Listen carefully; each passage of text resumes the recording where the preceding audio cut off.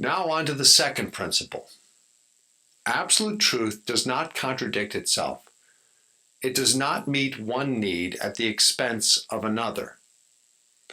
This is somewhat an expanded version of Principle 1 that we just discussed.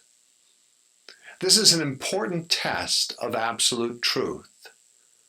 When an action meets one or a few needs but harms other needs, then the action is not right. Relative truth takes a limited view of outcomes of an action. Absolute truth recognizes and takes into account the big picture, all potential outcomes. Absolute truth puts all forms of life into harmony. That's a pretty profound realization. So let me say it again. Absolute truth puts all forms of life into harmony.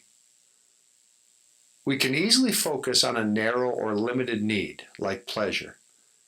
But if you seek to satisfy pleasure, you can risk other needs, like freedom or belonging. I was talking with a student recently who got himself into trouble because he had overused his ADHD drugs. His medicine successfully addressed the challenge he was having concentrating on his coursework. But after a while, he found his health and his emotional stability degrading because he had become physically addicted to his ADHD drugs. So although this medicine solved one problem he had, it created several others. Can something really align with truth when it solves one practical problem but harms many other areas of life? Anytime you act to meet a single need, then you must shine light into or expose how your action may harm yourself and others along the way. Satisfying a self-serving need may feel right, but it is not truth. Here is an interesting question for you to ponder. Is this type of solution, then, an idol? Is it really just a counterfeit for truth? For example, some people think the truth about religion is that religion should produce good people.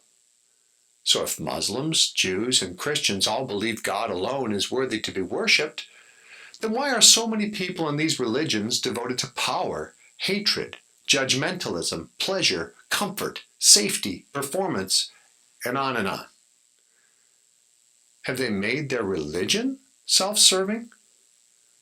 The core flaw of a self-serving nature is that some things that really appeal to us end up harming us in other ways or even harming others in the community.